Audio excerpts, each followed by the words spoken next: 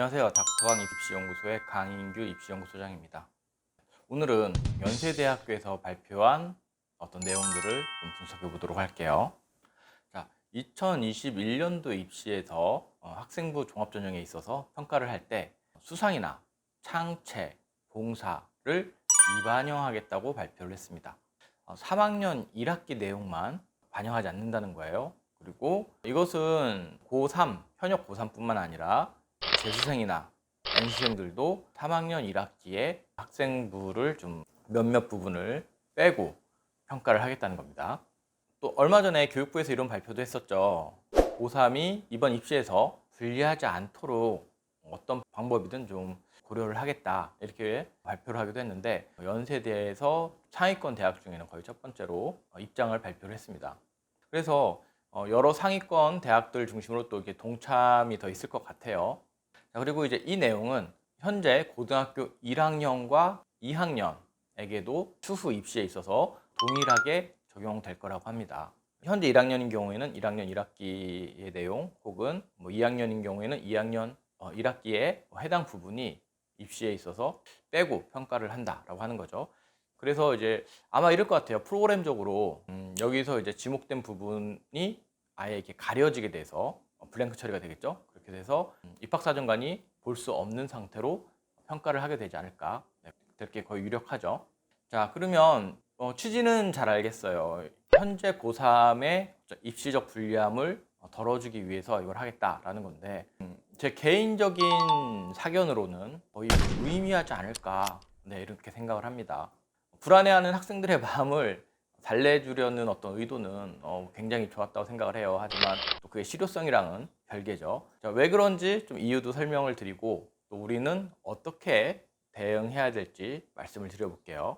이게 실효성이 별로 없을 거라고 생각하는 이유는 크게 두 가지예요. 자, 무엇보다도 첫 번째는 학생부 종합전형은 크게 이제 세 가지 포인트가 있죠. 학생부, 그리고 자소서, 그리고 그렇게 해서 이제 1차 통과가 되고 나면 면접. 자, 학생부와 자소서와 면접, 이걸로 이제 학생을 주로 평가를 하게 되는데, 자, 면접은 추후고요. 중요한 거는 1차를 통과해서 면접까지 가느냐, 이게 굉장히 중요하죠. 자, 그랬을 때 학생부와 자소서, 뭐가 더 중요했죠, 지금까지?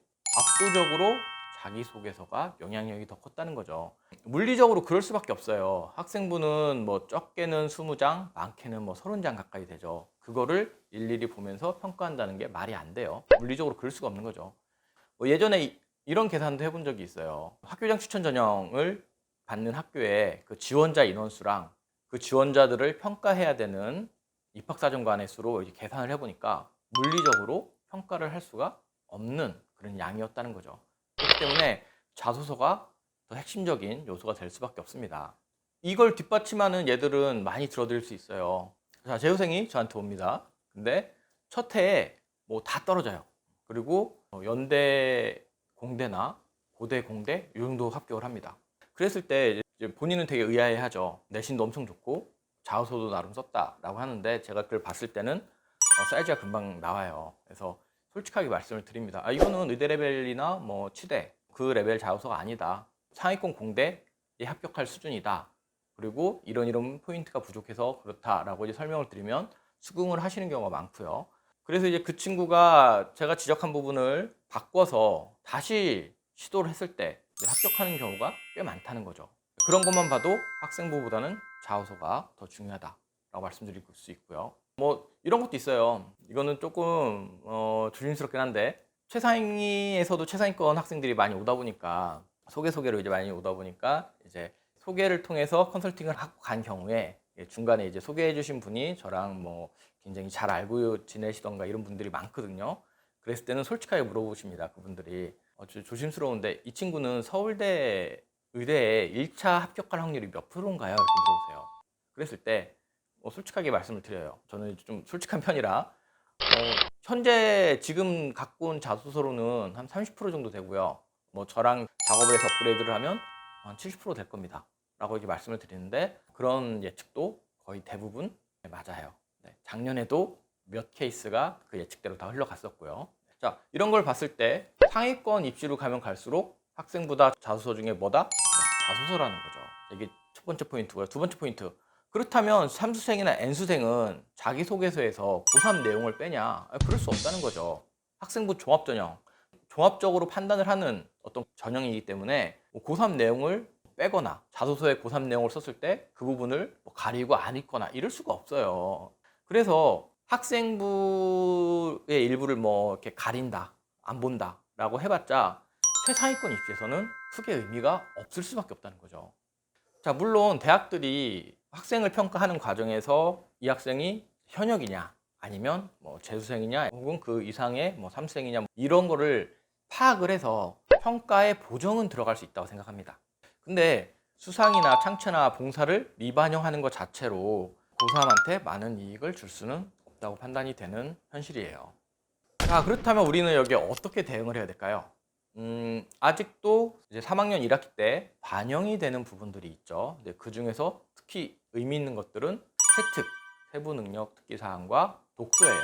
그래서 예전에는 3학년 1학기 때 동아리 이런 데 이렇게 분산시켜 놨던 그런 정보들을 가능하면 3학년 1학기 때는 어디에다가 적어야 된다? 세특에 적어야 된다.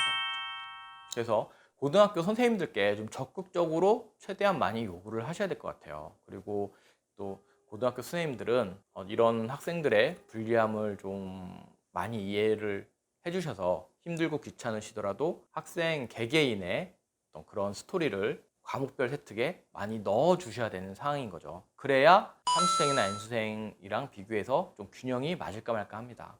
자, 그리고 또 이런 것도 생각해 볼 필요가 있어요. 물론 대학들이 대부분 내부적인 보정을 하긴 하겠지만 우리가 연세대만 원서를 낼 건 아니잖아요. 네, 그렇기 때문에 예년처럼 좀 전반적인 학생부 관리는 어느 정도는 해야 된다는 거죠. 결론만 깔끔하게 말씀드리면 특정 대학들이 학생부의 어떤 부분을 안 본다라고 발표를 한다고 해도 그게 큰 영향은 없을 것 같다라고 판단이 되고요.